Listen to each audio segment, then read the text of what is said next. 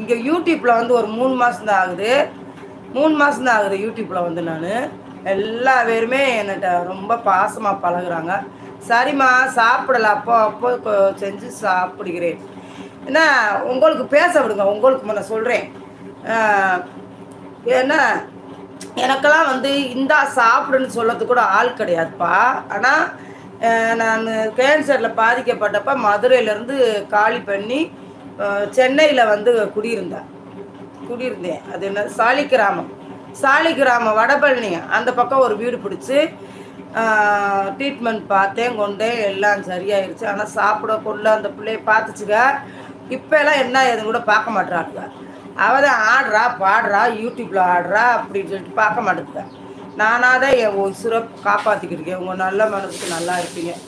21வது like போட்டிங்களா வெங்கடத்தங்கம், அருள் ஜோதி அப்படின்ட்டு நான் போய் பார்த்தேன். நீங்கள் என்ன தெரியுமா சாப்பிடணும், சாப்பிட முடியலன்னா எலுமிச்சம்பழத்தை புழிஞ்சுக்கோங்க. புழிஞ்சு உப்பு போட்டு அடிக்கடி குடிங்க. அதுக்கப்புறம் வந்து எலுமிச்சம்பழத்தில் உப்பு லைட்டாக வத்தத்தூள். என் நம்பரை எடுத்துக்கோங்கம்மா. உங்கள் நம்பர் வாங்க முடியாது. நான் என் நம்பரை எடுத்து மிஸ்டு கால் கொடுங்க, நான் தான் சொல்லுங்க வாட்ஸ்அப் பண்ணி. அதை வந்து எலுமிச்சம்பழம் சாப்பிடுவேன். நமக்கு உமிழ் நீர் ஊற ஊற ஊற ஊற வயிற்றுக்குள்ளே பசி எடுக்கும். பசி எடுக்கும்போது எதவாது திங்க தோணும். எதவாதுன்னா எல்லாமே சாப்பிட தோணாது. எனக்கு சாப்பிட தோணுனது வந்து ஆசையாக இருந்தது வந்து மாசமாக இருந்தாத்தே அது ஆசை இது ஆசைன்னு சொல்லுவாங்க. ஆனால் எனக்கு அப்போ ஆசைப்பட்டது வந்து காய்கறிகள். வண்டியில் சென்னையில் காய்கறி வண்டியில் ஏதோ தள்ளிட்டு வருவாங்க. அதில் எத்தனை காய் இருக்கோ அத்தனை காய் நான் விலைக்கு வாங்கிடுவேன். 10 ரூபாய்க்கு வாங்குவேன்.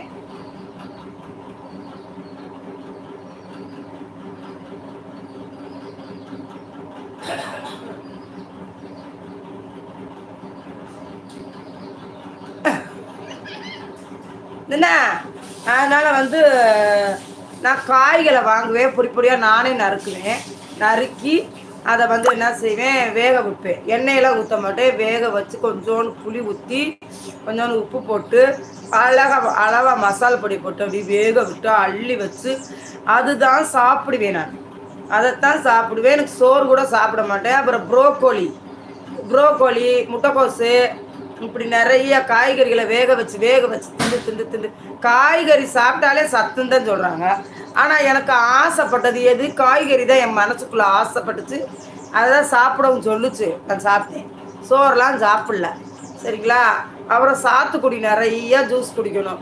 நம்ம மருந்து ஏற்ற போகும்போது நம்ம ரத்தத்தை பார்ப்பாங்க, எவ்வளோ ரத்தம் இருக்குது. கரெக்டான ரத்தம் இருந்தால் தான் மருந்து ஏற்றுவாங்க. இல்லாட்டி போயிட்டு வாங்க நாளைக்கு போய் வாங்கன்னு சொல்லுவாங்க. அப்போ வந்து நான் என்ன செய்வேன், சாத்துக்குடி ஜூஸ் தான் குடிப்பேன். மாதுளை ஜூஸ்லாம் பிடிக்காது எனக்கு. ஆப்பிள் ஜூஸு பிடிக்காது, இப்போயுமே பிடிக்காது. சாத்துக்குடி வாங்குவேன், புளிவேன், குடிச்சிருவேன். எடுத்து நானாக வாங்கி நானாக புளிச்சு குடிச்சிருவேன். அப்போ கொஞ்சம் ரத்தம் ஊறுமா, மறுநாள் போனால் ரத்தம் கரெக்டாக இருக்கும். அப்படி எனக்கு மருந்து ஏற்றுவாங்க. காலையில் போய் படுத்தோம்னா சாயங்காலம் 6 மணிக்கு தான் வீட்டுக்கு அனுப்புவாங்க. அந்த மருந்து அப்படி ஸ்லோ பாய்சன் என்ன சொல்லுவாங்க, அதுக்கு பேர் ஸ்லோ பாய்சன். குளுக்கோஸ் மாதிரி சொல்லுன்னு ஏற்ற மாட்டாங்க. ஸ்லோவாக சாயங்காலம் வரைக்கும் போகும். பட்டினியாக தான் படுத்துருக்கணும். தண்ணி குடிச்சேன்னா என்னான்னு தெரியல ஏற்றிக்கிட்டே இருந்தாங்க. அப்படி ஏற்றி முடித்து ட்ரீட்மெண்ட்லாம் முடிச்சுட்டு வந்துட்டேன். இப்போ வந்து திருப்பி இது பண்ணுங்கன்னு இருக்காங்க, ஸ்கேனு. நான் போகாமே உட்காந்துருக்குறேன். கடவுள் தான் என்னை காப்பாற்றணும். ஏதாவது ஒரு வேலை வந்துக்கிட்டே இருக்கும், ஏதாவது ஒரு வேலை. அந்த டேட்லாம் வாங்கிட்டேன்.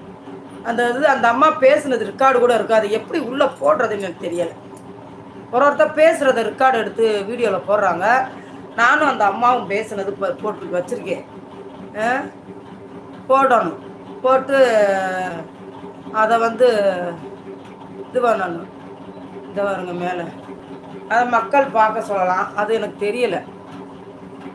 நான் ஆட்டோ ஓட்டும்போது சோசியல் ஒர்க் பண்ணுவேன். அப்படி இருக்கும்போது எனக்கு ஹார்ட் அட்டாக் வந்து போது கோவை கவர்மெண்ட் ஆஸ்பத்திரியில் இருக்கும்போது திவ்யா என்ற பாப்பாவுக்கு உதவி இருக்கிறேன். ரொம்ப நல்லதுப்பா.